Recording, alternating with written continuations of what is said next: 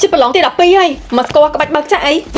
ថាលេងទេមកស្គាល់ក្បាច់ធ្វើមិនហ៊ានឲ្យឆាប់ចេះឆាប់ចាំទី1ចេះកំណត់ពេលវេលារៀន30នាទីចេះសម្រាប់5នាទីហើយបន្តរៀន30នាទីទៀតសម្រាប់5នាទីទៀតដឹងអត់ខួរក្បាលយើងតែយើងមកបុករៀនគឺតែពីរៀនអត់មានសម្រាប់សោះខួរក្បាលយើងក៏អន់ការចងចាំដែរអញ្ចឹងទោះបីយើងខំប្រឹងរៀនរាប់ម៉ោងក៏ដោយក៏វាអត់ចាំដូចអ្នកដែលបានឲ្យខួរក្បាលសម្រាប់ដែរទី2កុំអានតែដដែលដើម្បីចាំយើងបិទសភៅបិទភ្នែកសួរសំណួរហ្នឹងថាយើងឆ្លើយចាញ់អត់ពេលដែលយើងអត់ឃើញអក្សរហ្នឹងយើងចាំអត់មិនអញ្ចឹងទេយើងសួរសំណួរហើយយើងដកกระดาษមកឬក៏សភៅយើងទៅសេចម្លើយហ្នឹងសេជាគោលសង្ខេបមើលអញ្ចឹងយើងប្រើអង្គចងចាំរបស់យើងជាខួរក្បាលហ្នឹងចាំរឹតមាត់ហើយបន្ទាប់មកយើងទៅសេរើដៃទី3យើងធ្វើចរិតខ្លួនឯងដូចគ្រូបរិញ្ញាទៅយើងសាកបញ្យល់គេមើលថាយើងបញ្យល់គេបានអត់យើងបញ្យល់ហ្នឹងហើយយើងស្ដាប់ខ្លួនឯងមើលថាយល់អត់ខួរក្បាលយើងចូលចិត្តខ្លាំងនៅពេលដែលយើងចេះបង្កើតសេណារីយ៉ូឧទាហរណ៍សេណារីយ៉ូយើងឆ្លោះគ្នាមួយអ្នកនេះអ្នកនោះអីឆ្វ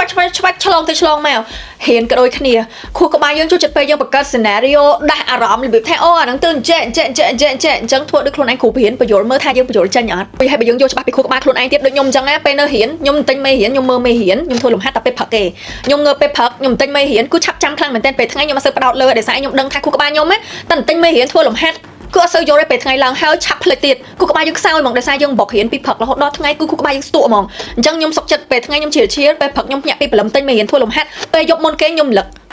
ធ្វើអញ្ចឹងរាល់ថ្ងៃរៀនច្រើនវាអត់សំខាន់ទេរៀនឲ្យត្រឹមត្រូវទៅវាសំខាន់ហ្នឹងហើយអញ្ចឹងជូនបងប្អូនឲ្យប្រឡងជួបបាននិទេសល្អណាសាធុកយកភ្លាមឈប់បន្តខ្លួនឯងទៀតទៅថាមិនបានយើងពេលមើលមេរៀនអត់សូវចាំឲ្យខួរក្បាលអត់ឆ្លាតដូចគេអញ្ចឹងតាមពិតទៅដោយសារតែយើងអត់ទាន់ស្វែងយល់ពីប្រភេទខួរក្បាលខ្លួនឯងច្បាស់តាប្រភេទខួរក្បាលទី1ចូលចិត្តពណ៌ហើយនឹងរូបខួរក្បាលហ្នឹងពេលស្ដាប់អត់សូវចាប់បានទេប៉ុន្តែតើតាមើលនឹងភ្នែកឲ្យឃើញច្បាស់ហ្មងណាបានឆាប់ចាប់បានច្រើនហើយបើអក្សរច្រើនញ៉ៃគឺមើលមេរៀនហ្នឹងអត់ចូលហ្មងតែមើលចូលសម្រាប់តាមេរៀនហ្នឹងឬក៏លំហាត់ហ្នឹងមានលក្ខណៈជាពណ៌ជារូបឬក៏ជារបៀបជាផែនទីគំនិតរបៀប mind map អីចឹងមើលចូលហ្មងអញ្ចឹងវិធីរៀនសម្រាប់អ្នកដែលមានខួរក្បាលបែបហ្នឹងនេះបើមេរៀនហ្នឹងមានអក្សរច្រើនហ្មងណាយើងច្បាស់ជាធុញអញ្ចឹងយើងត្រូវការពណ៌ឲ្យខួរក្បាលយើងឆាប់ចាប់បាន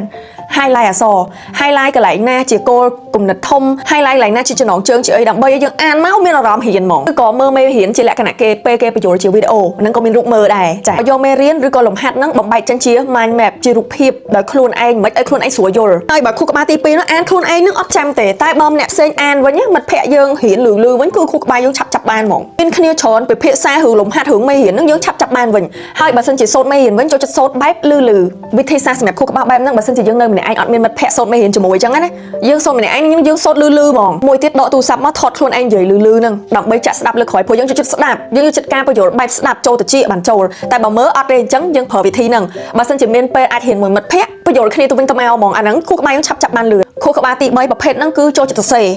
ឲ្យតែសរសេរឲ្យតែបើកសរសេរវឹបហ្នឹងសរសេរចេញអីក៏ដោយគឺចាំហ្មងតែបើសិនគ្រាន់តែអានហើយនឹងស្ដាប់ហ្នឹងអត់ចាំទេវិធីរៀនឆាប់ចេះសម្រាប់អ្នកមានខួរក្បាលបែបហ្នឹងយើងបំលែងមេរៀនហ្នឹងជាគោលជាត្រេហ្មងសំណួរចម្លើយហ្នឹងយើងបំបែកជាគោលដៅយើងដាក់ត្រេមកហើយធ្វើលំហាត់ឬក៏មើលមេរៀនបែបជាសរសេរវិញសរសេរឲ្យច្រើនវិញហើយបើមេរៀនហ្នឹងច្រើនណាយើងសង្ខេបយកតែគោលគំនិតធំបានហើយយើងសរសេរមកឲ្យតែធ្វើមិនឲ្យតែបានសរសេរគឺខួរក្បាលយើងចាប់បានពេលសរសេរហ្នឹងប្រភេទទី4ហ្នឹងខួរក្បាលហ្នឹងបើអង្គុយមើលនៅមួយកន្លែងគឺឆាប់ធុញហ្មងទោះតែមានកាយវិការពេលរៀនបើនៅអីស្ងៀមម៉ក់ហ្នឹងរៀនអត់ចូលហ្មងតែតើមានកាយវិការស្វាហាប់វិធីសាស្ត្រសម្រាប់ប្រភេទទី4នេះបើរៀនអង្គុយមួយកន្លែងរៀនបែបខ្លីៗបានហើយបន្ទាប់មកឲ្យមានកាយវិការងើបឈរដើរទៅវិញទៅមកពេលមើលមេរៀនហ្មងបានមើលមេរៀនវិញចូលចិត្តប្រើឧទាហរណ៍ពិតយកអានេះមកប្រៀបធៀបអញ្ចេះបាននឹកឃើញមេរៀនហ្នឹងបែបមើលគឺក្បាលយើ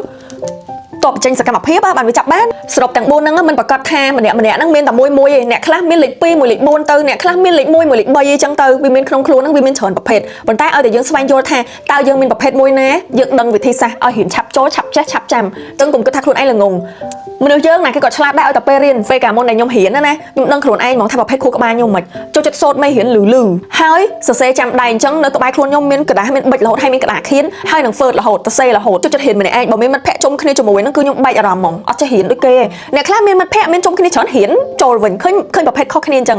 ចុះអ្នកមើលវីដេអូនួយនេះដឹងខ្លួនឯងអត់ថាខួរក្បាលខ្លួនឯងប្រភេទមួយណា